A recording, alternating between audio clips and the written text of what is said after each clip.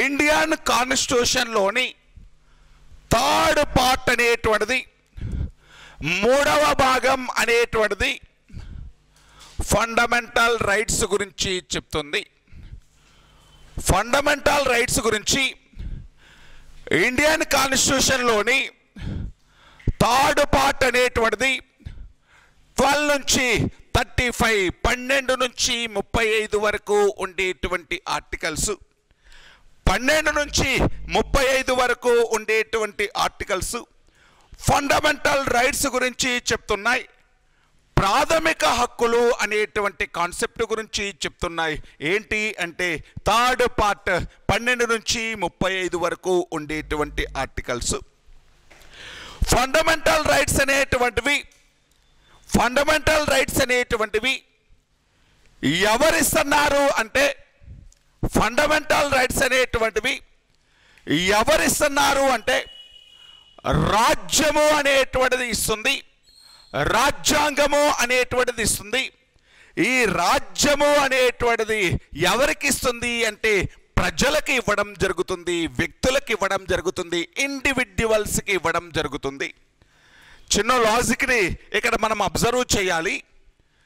ఏంటి అంటే fundamental rights అనేటువంటివి దేనికోసం ఉద్దేశించినవి అంటే, ఇవి వ్యక్తి యొక్క లేకపోతే వ్యక్తిగత ప్రజాస్వామ్యము లేకపోతే రాజకీయ ప్రజాస్వామ్యము అనేటువంటివి పెంపొందించడం జరుగుతుంది. ఎలా అంటే, ఇప్పుడు మీరు ఆదేశిక సూత్రాలు అని చూడండి, directive principles of state policy అని పిలుస్తాం.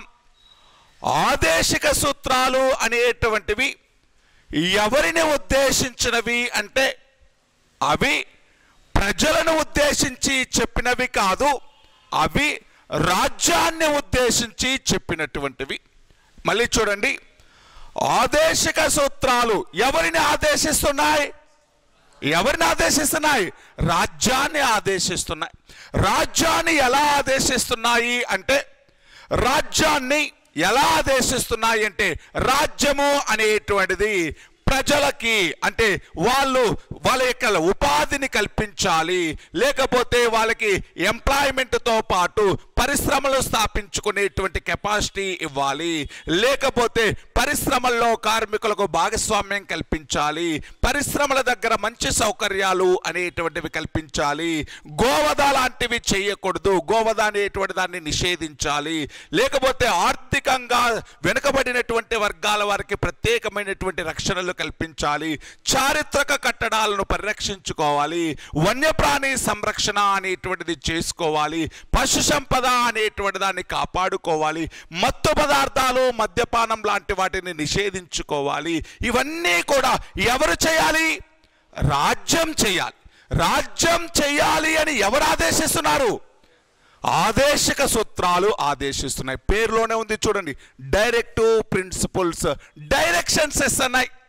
ఎవరికి ఇస్తున్నాయి డైరెక్షన్స్? రాజ్యానికి ఇస్తున్నాయి. అర్థమవుతుందా నేను చెప్పేది? ఆదేశిక సూత్రాలు అనేటువంటివి, డైరెక్టివ్ ప్రిన్సిపల్స్ అనేటువంటివి ఎవరికి సంబంధించినవి అంటే రాజ్యము అనేటువంటిది ప్రజలకు ఇవ్వాల్సినటువంటివి. అంటే ఎవరిని ఆదేశిస్తున్నాయి? రాజ్యాన్ని ఆదేశించడం జరుగుతుంది. అంటే రాజ్యం చేయాల్సినటువంటి పనులు ఏంటి అంటే ఆదేశిక సూత్రాలు. మరి ఇక్కడ రాజ్యము ఇస్తుంది అంటే, రాజ్యము అంటే ఏంటో తెలియాలి కదా మనకి. రాజ్యం ఇస్తుంది అంటున్నాం. రాజ్యము అంటే నథింగ్ బట్ ప్రభుత్వము. రాజ్యము అంటే ఏంటండి? నథింగ్ బట్ ప్రభుత్వం. దాని గురించి డెఫినేషన్ నేను 12th ఆర్టికల్లో చెప్తాను. అప్పటి వరకు జస్ట్ మీకు ఓవరాల్ ఐడియా ఇస్తున్నా. ఆదేశిక సూత్రాలు అనేటువంటివి ప్రజల యొక్క సంక్షేమం కోసం, ప్రజా యొక్క సంక్షేమం కోసం, శ్రేయ రాజ్యం కోసం, వెల్ఫేర్ సొసైటీని తయారు చేయడం కోసం ప్రభుత్వాలు చేయవలసినటువంటి పనులు, రాజ్యం చేయవలసినటువంటి పనులే ఆదేశిక సూత్రాలు. అంటే రాజ్యాంగం ఎవరిని ఆదేశించింది? రాజ్యాంగం ఎవరిని ఆదేశించింది? రాజ్యాన్ని ఆదేశించింది. ఏమని? ఏమని ఆదేశించింది? కొన్ని రకాల ప్రజల యొక్క సంక్షేమం కోసం నువ్వు ఈ పనులు చెయ్యాలి అని చెప్పింది. అవే ఆదేశిక సూత్రాలు అనేటువంటివి. నెక్స్ట్ నేను ఫండమెంటల్ రైట్స్ దగ్గరకు రండి. ప్రాథమిక హక్కులు అనేటువంటివి ఇవి రాజ్యం అనేటువంటిది ఎవరికి ఇచ్చింది? ఇండివిడ్యువల్స్, వ్యక్తిగతంగా వ్యక్తులకు ఇచ్చినటువంటివి ఫండమెంటల్ రైట్స్ అనేటువంటివి. వ్యక్తులకి ఇచ్చినటువంటివే ఏంటండి? ఫండమెంటల్ రైట్స్, వ్యక్తిగతంగా ఇచ్చినటువంటివి. అంటే అదేమో సమాజం మొత్తానికి ఉద్దేశించినవి ఏంటి అంటే ఆదేశిక సూత్రాలు. రాజ్యం సమాజానికి ఏం చేయాలి అని చెప్తుంది ఆదేశిక సూత్రాలు. ఇక్కడ ఒక్కొక్క వ్యక్తికి సంబంధించినటువంటివి, ఇండివిడ్యువల్కు సంబంధించినటువంటిది. ఇప్పుడు చూడండి, ఎవరైనా కూడా ఏదైనా ఒక విషయంలో ప్రాథమిక హక్కులు అంటే సమానత్వపు హక్కు అని పిలిచాం. దాని తర్వాత కొన్ని రకాల వివక్షతలకు వ్యతిరేకంగా ఉండేటువంటి హక్కు, ఉద్యోగాలు కల్పించేటప్పుడు సమాన అవకాశాలు ఇవ్వాలి, దాని తర్వాత అంటరానితనం నిషేధించడమైంది, బిరుదులు నిషేధించడమైనది, లేకపోతే స్వేచ్ఛా స్వతంత్ర హక్కు, లేకపోతే నేరము శిక్ష నుండి రక్షణ హక్కు. ఇప్పుడు చూడండి, ఎవరైనా ఒక వ్యక్తి నా యొక్క హక్కులు అనేటువంటి వాటికి భంగం కలుగుతుంది అని సమాజం మొత్తం వెళ్ళాలా, లేకపోతే ఎవరైనా ఒక వ్యక్తి వెళ్తే సరిపోతుందా? ఎవరి యొక్క హక్కులకైతే భంగం కలిగిందో వాడు కోర్టులకు వెళ్ళిపోతే సరిపోతుంది. అంటే ఇది ప్రతి వ్యక్తి అంటే ఇండివిడ్యువల్గా సంబంధించింది, వ్యక్తులకు సంబంధించింది. అంటే వ్యక్తి యొక్క ప్రజాస్వామ్యము లేకపోతే వాళ్ళ యొక్క రాజకీయ ప్రజాస్వామ్యానికి సంబంధించినటువంటివి ఏంటి అంటే ప్రాథమిక హక్కులు అనేటువంటివి. ప్రాథమిక హక్కులు అనేటువంటివి వ్యక్తికి సంబంధించినవి, ఒక ఇండివిడ్యువల్కు సంబంధించినటువంటివి ప్రాథమిక హక్కులు అనేటువంటివి. ఒక రాజ్యం అనేటువంటిది, లాస్కీ అనేటువంటి ఒక పొలిటికల్ సైంటిస్ట్ ఏమంటాడు అంటే, లాస్కీ అనేటువంటి వ్యక్తి ఏమంటాడు అంటే, ఒక రాజ్యం గురించి తెలుసుకోవాలి అంటే, ఒక రాజ్యం గురించి తెలుసుకోవాలి అంటే అది ప్రజలకు కల్పించినటువంటి హక్కుల ద్వారా తెలుసుకోవచ్చు, రైట్స్ ద్వారా తెలుసుకోవచ్చు. ప్రజలకి కొన్ని హక్కులు కల్పిస్తే, ప్రజలకి కొన్ని హక్కులు కల్పిస్తే ఇది డెమోక్రటిక్ కంట్రీ అని, ప్రజాస్వామ్యం ఉంది అని, ప్రజలకి హక్కులు కాకుండా కొన్ని బాధ్యతలు కల్పిస్తే దీనిని సోషల్ కంట్రీస్, సోషలిస్ట్ కంట్రీస్ అని పిలవడం జరుగుతుంది అని చెప్పాడు. ఎవరు అంటే లాస్కీ.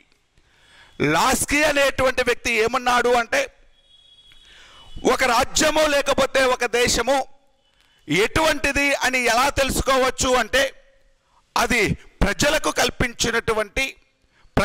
కల్పించినటువంటి అవకాశాల ద్వారా తెలుసుకోవచ్చు. రాజ్యము హక్కులు కల్పిస్తే, కొన్ని వ్యక్తులకి కొన్ని హక్కులు అనేటువంటివి ఇస్తే అది ప్రజాస్వామ్య దేశమని, హక్కులు ఇవ్వకుండా బాధ్యతలు మాత్రమే ఇస్తే దానిని ఏమంటాము అంటే సామ్యవాద దేశము అని పిలవడం జరుగుతుంది. ఇప్పుడు చూద్దాం, మరి ఈ ప్రాథమిక హక్కులు అనేటువంటివి, ఫండమెంటల్ రైట్స్ అనేటువంటి కాన్సెప్టు భారతదేశము అనేటువంటిది అమెరికా దేశం నుంచి అడాప్ట్ చేసుకోవడం జరిగింది. ఫండమెంటల్ రైట్స్, ప్రాథమిక హక్కులు అనేటువంటి కాన్సెప్టు భారతదేశము ఎక్కడి నుంచి అడాప్ట్ చేసుకున్నారు అంటే అమెరికా దేశాన్ని చూసి ఇన్స్పైర్ అయ్యి వీటిని భారతదేశంలో అంటే భారతదేశ రాజ్యాంగంలో ఇన్వాల్వ్ చేసుకోవడం జరిగింది. అసలు భారతదేశంలో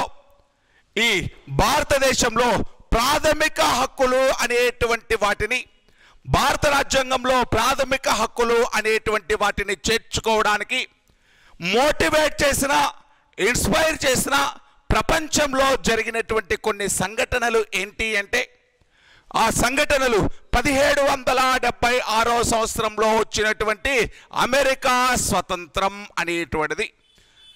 అమెరికా ఇండిపెండెన్స్ 1776వ సంవత్సరంలో వచ్చినటువంటి అమెరికా స్వతంత్రం. అదేవిధంగా 1789లో వచ్చినటువంటి ఫ్రెంచ్ రెవల్యూషన్, ఫ్రాన్స్లో వచ్చినటువంటి రెవల్యూషన్ అనేటువంటిది. అదేవిధంగా 1917వ సంవత్సరంలో వచ్చినటువంటి రష్యన్ రివల్యూషన్, రష్యా విప్లవం అనేటువంటిది, రష్యన్ రివల్యూషన్, రష్యా విప్లవం అనేటువంటిది. అదేవిధంగా 1948 డిసెంబర్ 10వ తేదీన 1948 డిసెంబర్ 10వ తేదీన ఐక్యరాజ్య సమితి, యునైటెడ్ నేషన్స్ అనేటువంటిది రిలీజ్ చేసినటువంటి మానవ హక్కుల ప్రకటన అనేటువంటిది, మానవ హక్కుల ప్రకటన, హ్యూమన్ రైట్స్, హ్యూమన్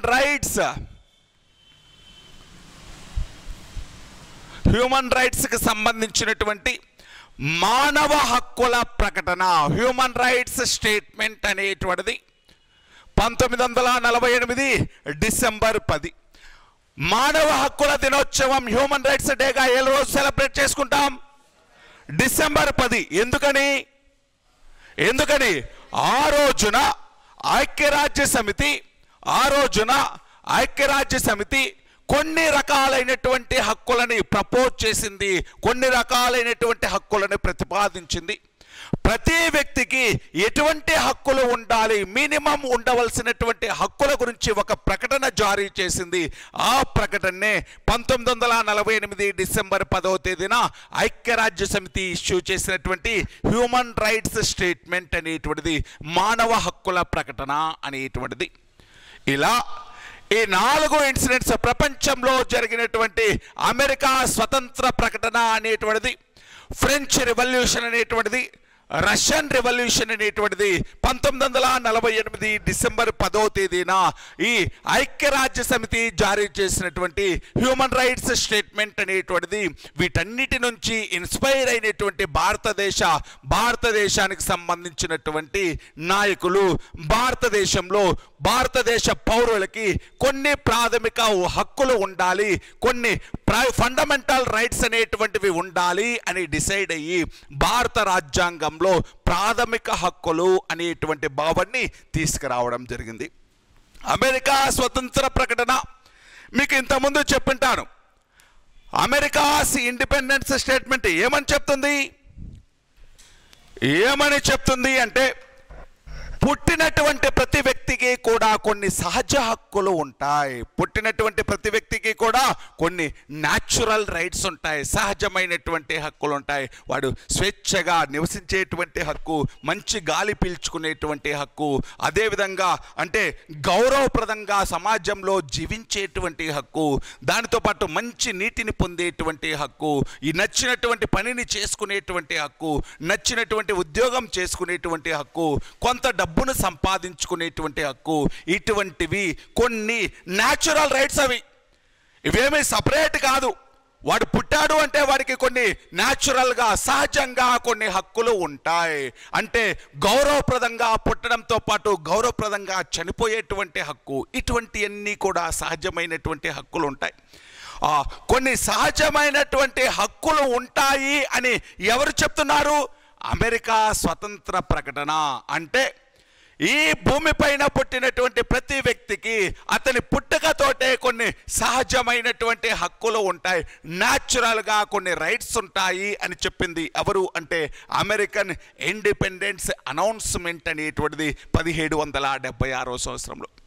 దాంతోపాటు ఫ్రెంచ్ రెవల్యూషన్ చూసి ఏం ఇన్స్పైర్ అయ్యాం? ఫ్రెంచ్ రెవల్యూషన్ ఎందుకు వచ్చింది?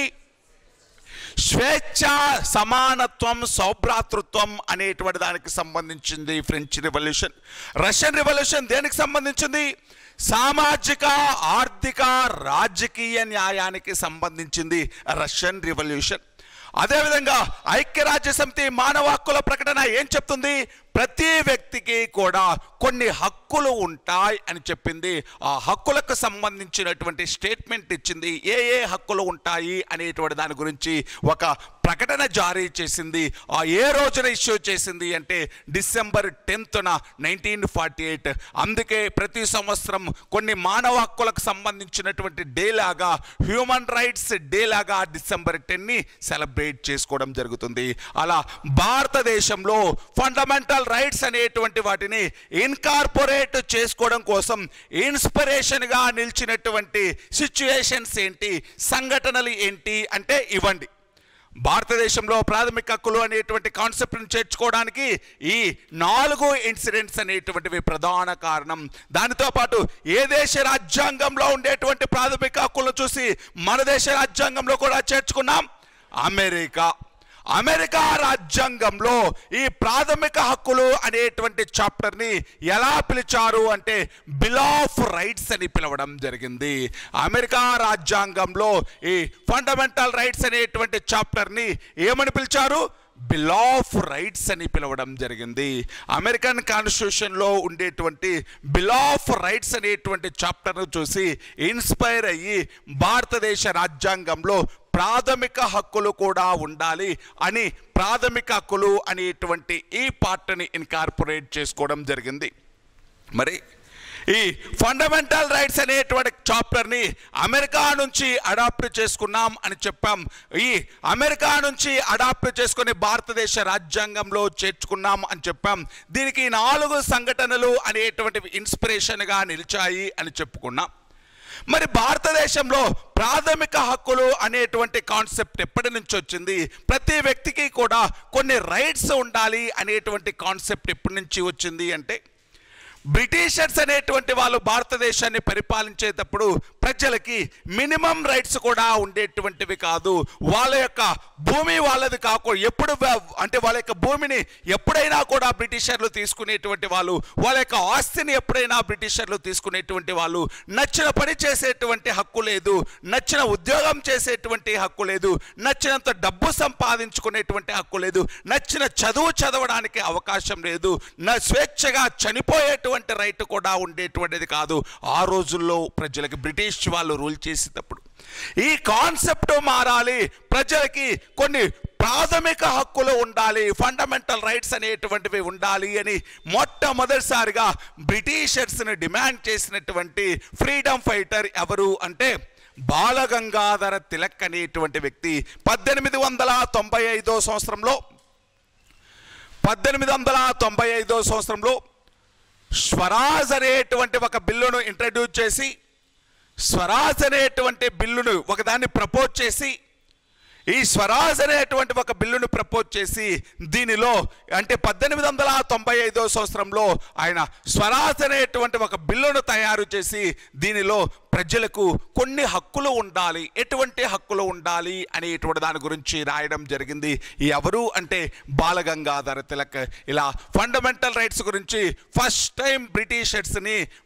టైం బ్రిటిషర్స్ని డిమాండ్ చేసినటువంటి వ్యక్తి ఎవరు అంటే బాలగంగాధర తిలక్ అనేటువంటి వ్యక్తి 1895 సంవత్సరంలో. 1925 సంవత్సరంలో అనీ బీసెంట్ అనేటువంటి లేడీ కామన్వెల్త్ ఆఫ్ ఇండియా అనేటువంటి ఒక బిల్లును ప్రపోజ్ చేసి, కామన్వెల్త్ ఆఫ్ ఇండియా అనేటువంటి ఒక బిల్లును తయారు చేసి, ఈ కామన్వెల్త్ ఆఫ్ ఇండియా అనేటువంటి బిల్లులో ఏమని బ్రిటిష్ ప్రభుత్వాన్ని డిమాండ్ చేసింది అంటే భారతీయులకి కొన్ని ఫండమెంటల్ రైట్స్ ఇవ్వండి అని డిమాండ్ చేసింది. భారతీయులకి కొన్ని ప్రాథమిక హక్కులు ఇవ్వండి అని డిమాండ్ చేసింది. ఎవరు అంటే అనీ బీసెంట్. ఏ సంవత్సరము అంటే 1925. బాలగంగాధర తిలక్ అనేటువంటి వ్యక్తి స్వరాజ్ అనేటువంటి ఒక బిల్లును ప్రిపేర్ చేసి ఈ బిల్లులో కొన్ని ఫండమెంటల్ రైట్స్ భారతీయులకు కావాలి అన్నాడు. అనీ బీసెంట్ అనేటువంటి వ్యక్తి 1925 సంవత్సరంలో కామన్వెల్త్ ఆఫ్ ఇండియా అనేటువంటి బిల్లును ప్రపోజ్ చేసి ఈ బిల్లు ద్వారా కొన్ని ఫండమెంటల్ రైట్స్ భారతీయులకు ఉండాలి అని డిమాండ్ చేయడం జరిగింది. ఇవన్నీ అనఫీషియల్గా చేసినటువంటివి, అఫీషియల్గా కాదు. మరి కాంగ్రెస్ పార్టీ అనేటువంటిది, ఐఎన్సి అనేటువంటిది మొదటిసారిగా అఫీషియల్గా, కాంగ్రెస్ పార్టీ అనేటువంటిది అఫీషియల్గా 1931 సంవత్సరంలో కాంగ్రెస్ పార్టీ అనేటువంటిది కరాచీలో జరిగినటువంటి సమావేశంలో. ఎక్కడ జరిగినటువంటి సమావేశం అండి? కరాచీ. 1931 సంవత్సరంలో కరాచీలో జరిగింది ఐఎన్సి మీటింగ్ అనేటువంటిది. ఈ కరాచీలో జరిగినటువంటి ఈ మీటింగ్కి సర్దార్ వల్లభాయ్ పటేల్ అనేటువంటి వ్యక్తి ప్రెసిడెంట్గా యాక్ట్ చేశాడు. మరి 1931 సంవత్సరంలో కరాచీలో జరిగినటువంటి ఐఎన్సి మీటింగ్, దీనికి ఎవరు ప్రెసిడెంట్ అంటే సర్దార్ వల్లభాయ్ పటేల్ అనేటువంటి వ్యక్తి ప్రెసిడెంట్గా ఉన్నాడు. ఈయన అధ్యక్షతన జరిగినటువంటి ఈ సమావేశంలో మొట్టమొదటిసారిగా కాంగ్రెస్ పార్టీ అఫీషియల్గా దేనికోసం డిమాండ్ చేసింది అంటే ఫండమెంటల్ రైట్స్ కోసం డిమాండ్ చేసింది. భారతీయులకి కొన్ని ప్రాథమిక హక్కులు కావాలి అని డిమాండ్ చేసింది.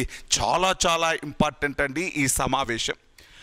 1931 సంవత్సరంలో కరాచీలో జరిగింది ఐఎన్సి సమావేశం. ఈ సమావేశానికి ఎవరు ప్రెసిడెంట్ అంటే సర్దార్ వల్లభాయ్ పటేల్. ఈ సమావేశంలోనే మొదటిసారిగా ఫండమెంటల్ రైట్స్ గురించి అఫీషియల్గా అధికారపూర్వకంగా డిమాండ్ చేసింది ఎవరు అంటే కాంగ్రెస్ పార్టీ. ఇంతకుముందు ఇండివిడ్యువల్గా డిమాండ్ చేశారు. ఎవరెవరు? బాల్ గంగాధర్ తిలక్, అని బెసెంట్, వాళ్ళు వ్యక్తిగతంగా డిమాండ్ చేశారు. అది అఫీషియల్ కాదు. మరి అఫీషియల్గా కాంగ్రెస్ పార్టీ ఫండమెంటల్ రైట్స్ కోసం ఎప్పుడు డిమాండ్ చేసింది అంటే 1931 కరాచీ సమావేశం, ఐఎన్సి సమావేశం అనేటువంటిది. నెక్స్ట్ 1945 సంవత్సరంలో ఐఎన్సి అనేటువంటిది సర్ తేజ్ బహదూర్ సప్రూ, సర్ తేజ్ బహదూర్ సప్రూ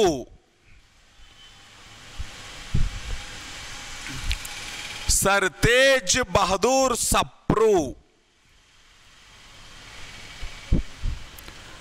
అనేటువంటి ఒక లిబరల్ లీడర్ అండి, ఉదారవాద నాయకుడు అంటాం, liberal leader. Sir Tej Bahadur Sapru అనేటువంటి లిబరల్ లీడర్ని, ఉదారవాద నాయకుడిని కాంగ్రెస్ పార్టీ అపాయింట్ చేసింది. ఎందుకని అంటే అసలు భారతీయులకి ఎటువంటి ఫండమెంటల్ రైట్స్ ఉండాలి ఒక ప్రిపేర్ చేయమని, ఒక లిస్ట్ని ప్రిపేర్ చేయమని కాంగ్రెస్ పార్టీ ఎవరిని అపాయింట్ చేసింది అంటే తేజ్ బహదూర్ సప్రూ అనేటువంటి వ్యక్తిని. మళ్ళీ చెప్తాను చూడండి, 1945 సంవత్సరంలో కాంగ్రెస్ పార్టీ అపాయింట్ చేసిందండి, బ్రిటిష్ వాళ్ళు కాదు.